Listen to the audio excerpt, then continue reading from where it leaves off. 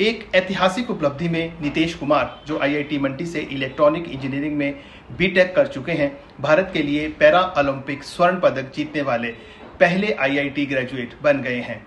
नीतीश ने पेरिस में चल रहे खेलों में पुरुषों के सिंगल LS3 श्रेणी में स्वर्ण पदक जीता, जहां उन्होंने ग्रेट ब्रिटेन के डैनियल बेथेल को ला शैपेल एरिना कोर्ट 1 पर सोमवार को रोमांचक फाइनल में 2-1 से हराया। नीतीश की अगर हम यात्रा की बात करें तो नीतीश की पैरा बैडमिंटन में शीर्ष तक यात्रा उनकी दृढ़ता और संकल्प का प्रमाण है।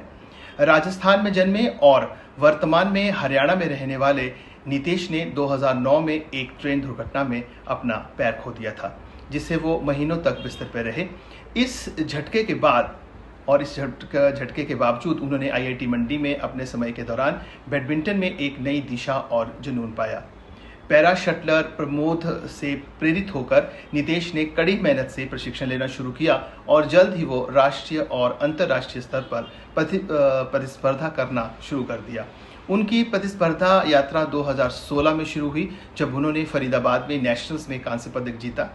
अगले साल उन्होंने डबलिन आयरलैंड में FZ फोर्जा, एक Irish para badminton international championship रहती है, उसमें उन्होंने पहला स्वर्ण पदक जीता और इस तरह से उनकी अंतर्राष्ट्रीय बैडमिंटन में ये शुरुआत हुई थी। पैरा बैडमिंटन में नीतीश की वृद्धि अद्वितीय रही है। अगर हम 2019 की बात करें तो 2019 तक उन्होंने विभिन्न अंतर्राष्ट्रीय पैरा बैडमिंटन टूर्नामेंट में कुल 13 पदक जीते थे, जिनमें स्वर्ण, रजत और कांस्य पदक शामिल है।